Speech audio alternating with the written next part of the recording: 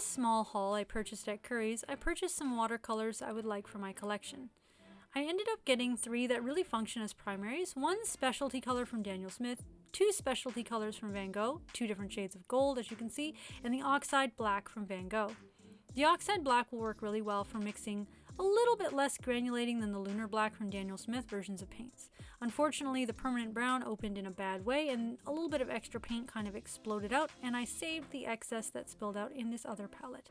I put gloves on, but of course I then had no trouble with the remaining tubes. Quinacridone Rose by M. Graham is PB19, Phthalocyanine Blue PB15:3, Azo Yellow Aurelian PY151, Permanent Brown PBR25, Oxide Black PBK11, and the deep gold and light golds are mica mixed with Pigment White 20, Pigment White 15, Pigment White 6, PR101, which is synthetic iron oxide. I'm putting swatches in various sheets and places where I put my watercolor swatches. All of them are going on this back of the swatch card, and I already saved some half pans for things.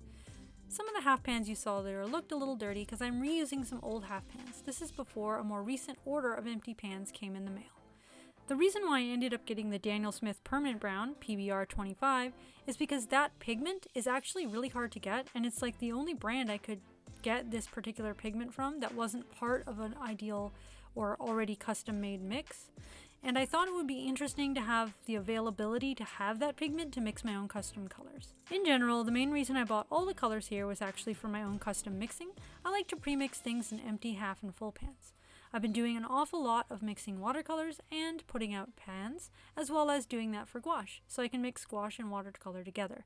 I've been finding having more pans ready to go with more colors has been very convenient for me to paint quicker and more fun. I'm making sure to label everything very clearly with a very fine point pen so that I can tell what things are what. I'm starting by laying it on very thick and then watering it down.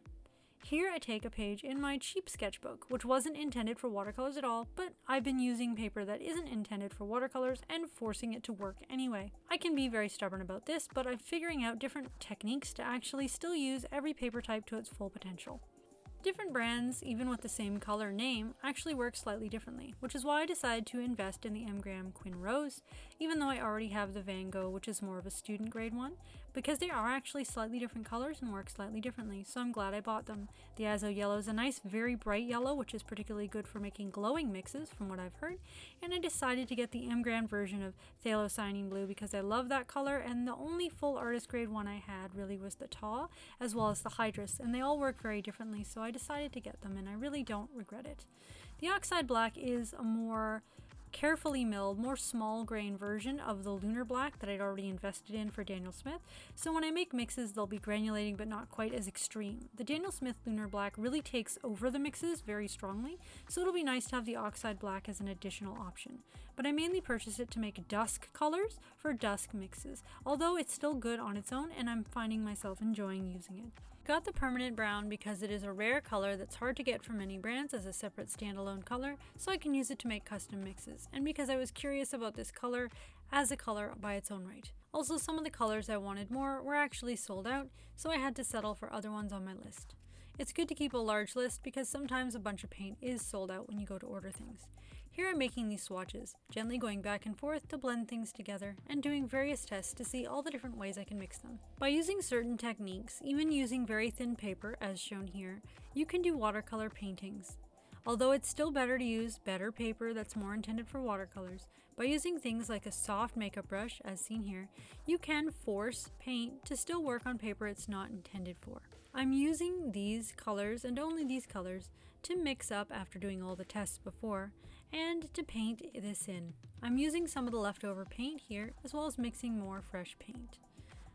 For this painting, I will stop and let parts dry and then come back to it later at various stages of the process.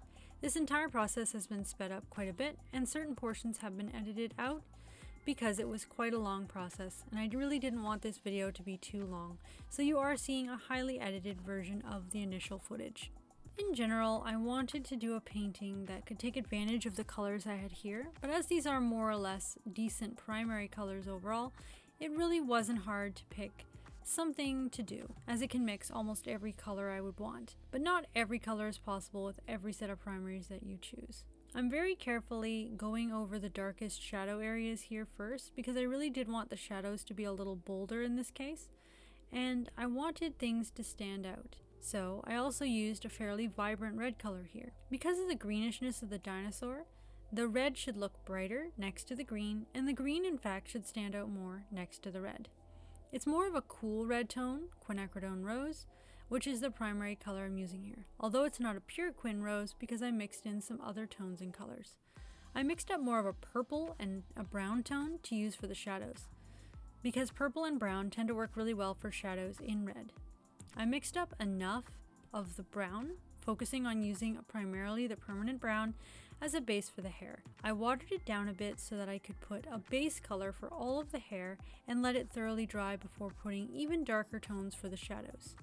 I knew it was likely that this initial layer would dry a little lighter than the color I laid down, but even if it didn't and it dried more similar to the wet version, I would still be able to darken it more. So I had to make sure that this value I was putting in wasn't too dark or too pale. As you can see, I'm going back in with shadows now by mixing in grays and blue tones in with the initial permanent brown to get darker colors. Coming back in after things are dried, I'm going in with some detail work. The initial skin color has already been laid down, so I'm coming back in to do skin details like the mole on her cheek, the lips, and I'm doing the eyes. I found it interesting to think about how to do all these things in layers and stages, which is usually how you tend to work with watercolors. I find it important to do that with watercolors, even more than many other traditional mediums. You really have to kind of plan things out and think about what you're doing before you actually do it, a lot more with watercolor, which is less forgiving in certain ways than a lot of other mediums. I really have to make sure certain areas are completely thoroughly dry to avoid bleeding and unwanted fuzzing and cauliflowering and other effects where a color bleeds into a wet color next to it.